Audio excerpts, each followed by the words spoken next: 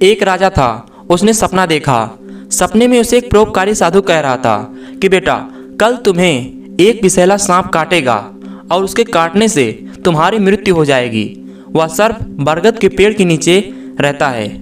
वह तुमसे पूर्व जन्म का बदला लेना चाहता है। सुबह हुई, राजा सोकर उठता है और सपने की बात को सोचकर अपनी आत्मरक्षा के लिए क्या क्या उपाय करना चाहिए उसे सोचने लगा।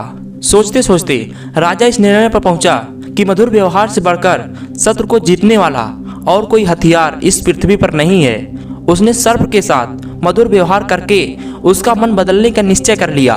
शाम होते होते राजा ने पेड़ की जड़ से लेकर अपनी सैया तक फूलों का बिछौना बिछवा दिया, सुगंधित जलों का छिड़काव करवाया, मीठे दूध के कटोरे जगह जगह पर रखवा दिए और सेवकों से कह दिया कि रात को जब सर्प निकले तो कोई उसे किसी भी प्रकार का कष्ट पहुंचाने की कोशिश ना करे। रात को सांप उस पेड़ से निकला और राजा के महल की तरफ चल दिया। वह जैसे ही आगे बढ़ता गया, अपने लिए की गई व्यवस्था को देखकर आनंदित हो गया। कोमल बिछौनों पर लेटता हुआ, मन भावनी सुगंध का स्वाद लेता हुआ, जगह जगह पर मीठा दूध पीता हुआ आगे बढ़ता था। इस तरह क्रोध के स्थान पर संतोष और प्रसन्नता के भाव उसमें बढ़ने लगे।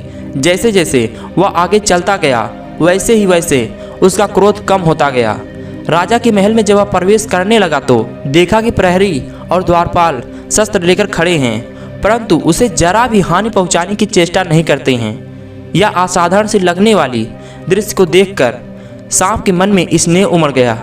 सद्व्यवहार, नम्रता, मधुरता के जादू ने उसे मंत्रमुग्ध कर लिया था।